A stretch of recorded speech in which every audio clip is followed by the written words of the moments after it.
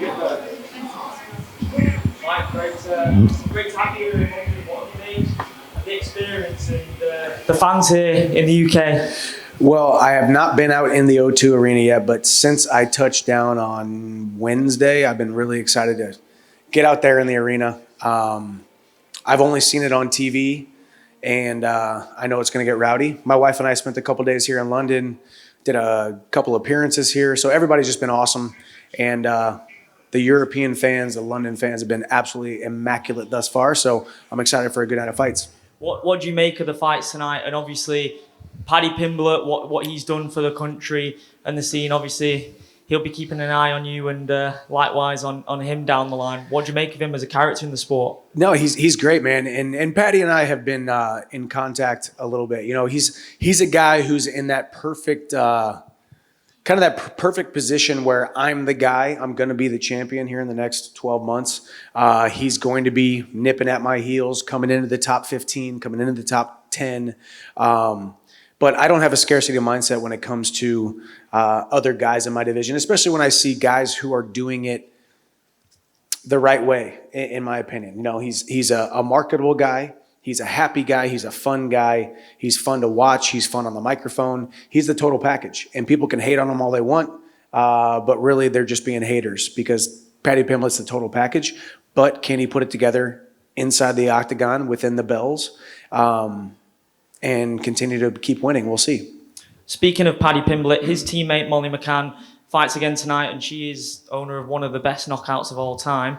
I'm putting you on the spot here. Who has the knockout of the year at the moment, you or Molly? That's so funny, actually, because I just did an appearance yesterday, and I love being here in London, and everybody, obviously, big Paddy fans, big Tom Aspinall fans, big Meatball Molly fans.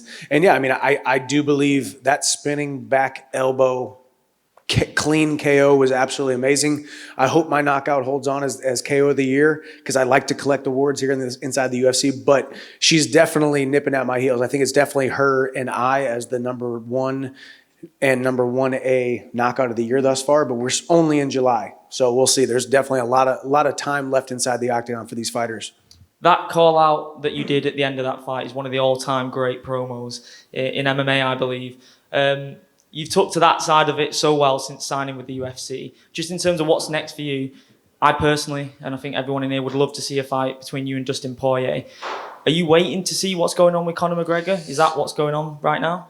No, as of right now, me and Poirier are the only guys that are not matched up inside the top 5. There's no, there's no secret. Dustin Poirier and I have been on a collision course to stepping inside the octagon. Beneil Dariush just got matched up. Obviously, Islam and Charles are fighting. Gaethje's out with a nose surgery, and I just fought Gaethje a fighter 2 fights ago. I think everybody calling out Conor McGregor, and I have called him out, but I've called him out in a respectful manner. Hey, Conor, when you're ready to come back, whenever you are ready, whenever the leg is 100% healed, because the sport of mixed martial arts, the UFC as a promotion is better with Conor McGregor in it, but we need to see a healthy Conor McGregor inside the octagon. So he doesn't need to rush back. We'll see when he comes back. So I'm not waiting. I think you're going to hear some fight news coming pretty soon. And it could be me and Dustin Poirier. We'll see. Final one for me, Islam versus Charles. Who have you got in that one? Charles Oliveira. I think Charles Oliveira gets the job done. I think Islam, not that he's not great, not that he is not highly touted, not that he is not going to be a future champion, but there should be no reason why he should ever be a favorite in that fight against Charles Oliveira. What Charles Oliveira has done over the last couple fights, finishing everybody that he's fighting, is nothing short of amazing. The resurgence of Charles Oliveira's career from relatively unknown, somewhat up and down, can't be relied upon journeyman to now a legitimate number 1 lightweight on the planet has been something to behold. So put some respect on Charles Oliveira's name. I think Charles Oliveira goes out there, and I honestly think he finishes him. Brilliant. Thanks for your time.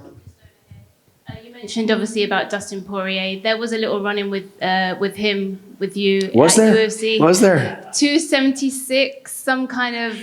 Can you elaborate on what happened there? I can. Yeah. I mean, I walked down there with my beautiful wife, who's here with me in London, and we had our seats, and we were walking over there, and the security guards came over there and basically, said something to the effect of, "Hey, he's not going to sit over there."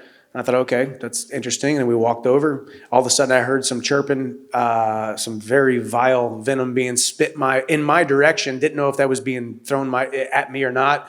I look over and Dustin Poirier is pointing at me. So he obviously had a bone to pick with me that night. Dustin Poirier, it's no secret. He's made it very known that he's ready for a fight. He is thirsty, very, very thirsty for a fight. So he's looking for anybody and everybody to throw venom at. I was the target that night, and I was just trying to watch some fights with my wife. So if you think that's the way that you're going to get a fight with me, that's the absolute opposite way of getting a fight with me. I'm not here to be in physical altercations in a public forum, especially with my wife. So yeah, he was not happy with me that night. Does that make it personal at all? Nah. Maybe on your side, or even do you feel that maybe on his side? Yeah, maybe. I think there's a lot of confusion that can happen inside of mixed martial arts careers. You know, it doesn't matter if you're the number one guy in the world or the number 100th guy in the world. A lot of confusion can happen. You know, in his mind, he's got some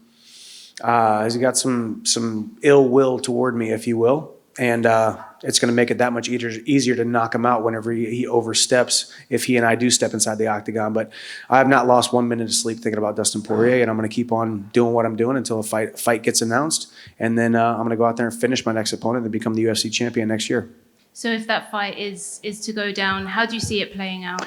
It's going to be fun. It's going to be fun for you guys. It's going to be fun for me. It's going to be not fun for my wife.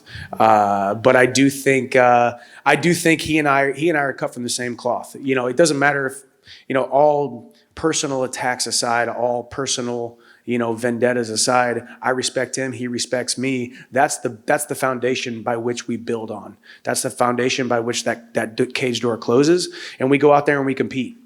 He's one of the best in the world. I'm one of the best in the world. I believe I'm going to be world champion. He believes he still can be world champion. Although I believe that more than he does, because he's talked about going up to 170. He's talked about retiring. He's said those words. I've not said those words one second. So the UFC goal will be mine. If Dustin Poirier is next to get to that, so be it. And with that in mind, Volkanovski has expressed an interest in wanting to challenge for the lightweight title. How do you feel when someone from another division, a champion from another division, wants to come and claim the title that you're after? Yeah, I mean, a lot of times it's different than if a guy like Volkanovski comes in. Volkanovski has legitimately cleared out the division. I do believe that. Do I think he could come up and not have to fight a Yair Rodriguez or a healthy Brian Ortega? That was an extremely close bout a couple months ago. You know, switching of weight classes is tough, especially when you're the champion. But you know, all I can do is put one foot in front of the other, say yes whenever I'm offered a bout, put my name in ink on paper, and do my job. I did see him after last fight, and you know, jokingly, tongue in cheek, told him, "Hey, stay down at 145. All right, 155 is stacked enough. All right, it's the most stacked division on the planet. We don't need any more killers coming up and adding to it." But I respect him as a champion. I respect him as a fighter, and you know, if I end up sharing the octagon with him, it'll be a pleasure. And last one from me, Nate Diaz and Khamzat Chimaev. What do you think about that fight? And how do you see that playing out? It's a tough fight.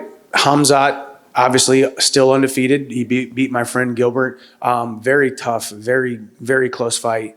I think Gilbert put on much more of a performance than I think Nate Diaz is going to be able to withstand when you talk about a guy like Khamzat. Khamzat is a big human being at the 170, 185 division.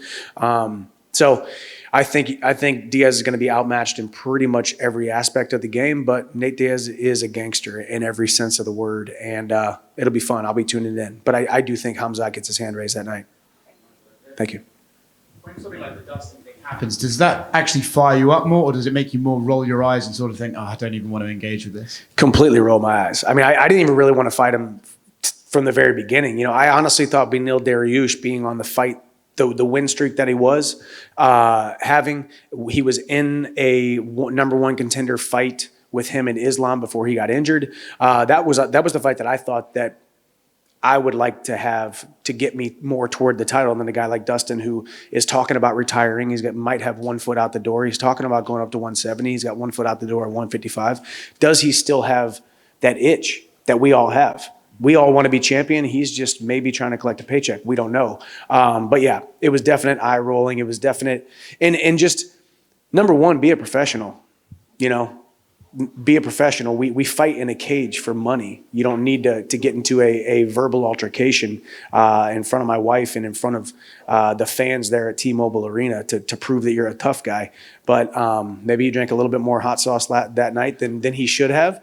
But here we are. Either way, eyes rolled. Didn't want to fight him. If I have to fight him, if I end up fighting him, he's going to get knocked out. Say that fight gets booked and you guys, to do the press conferences and all that. Are you expecting the same sort of energy from him in that, or do you think that was just a one-off and he was kind of a bit fired up? What do you think? I think it was he fired up? I don't know. I think he was, I think he was fired up, so we'll leave it at that. I don't think you get that Dustin Poirier. I'm not talking about keeping the same energy and all that kind of stuff, because we get caught up in the show, and we get caught up in the talk, and we get caught up in the fights, and we get caught up in everything. For me, I know who Dustin Poirier is, and I respect Dustin Poirier. I respect how he handles himself as a professional most of the time, 99.7% of the time. We caught him on a bad night, and I was the brunt of it in front of the 20,000 people there in T-Mobile Arena in front of my wife. I didn't enjoy it, and I was actually, I guess, taken back by it. But who cares, man? We're in the sport of mixed martial arts. We just keep on rolling. Thank you. Mike, we're entering the second half of 2022. The knockout of Tony is the front runner for knockout of the year. Knowing that, do you ever sometimes think not that I don't wish people to do their best, but I kind of hope that I stay at the top? Absolutely. I mean, absolutely. I just, when I sat in that room with Hunter Campbell from the very beginning, and I had the call with Dana White, I said, I want to be a good thing for your organization. I don't know if that's good thing as a whole from a holistic standpoint, or a good thing inside of the octagon. I know when that cage door closes, I'm going to go out there and put on my best performance I possibly can. But if you would have said, here we are 18 months later, and I'm the front runner for knockout of the year in 2022. I had the fight of the year in 2020. The front runner of 2023 for the knockout. I was the fight of the year in 2022 and the debut of the year in 2022, or whatever year we're in. I don't really know if that's even right, but you get what I'm saying. And I would have thought that it was kind of crazy, to make that statement. So I'm enjoying it, man. I love being a fighter in the UFC. I love all y'all's attention here, and being all the way across the pond and seeing all the fans here. This is a dream come true for me, and I'm fighting on borrowed time, and I'm going to keep on doing it. And don't be surprised if my next fight I end up surpassing my last knockout. Well, I'm just going to keep you here for a short interview, not a long interview.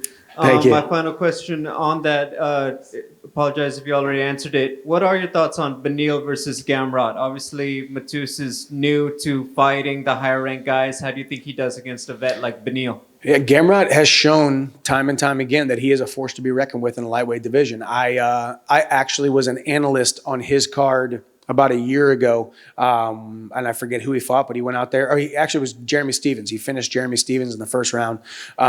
So he's been good. We've all seen him. We all see those guys surging who are right outside the top 5, and they will eventually get that opportunity to fight a top 5, top 7 guy. And Beneil's the guy that got his name called. And Beneil, being the gamer that he is, said yes. It's a tough fight for both guys. Gamrot is surging, but Beneil Dariush has veteranship. Beneil Dariush is a skilled fighter. In my opinion, Beneil Dariush is the number 1 contender still. And that's where I've kind of staking my flag, if you will. So it'll be a fun fight, and we get to see it October 22nd.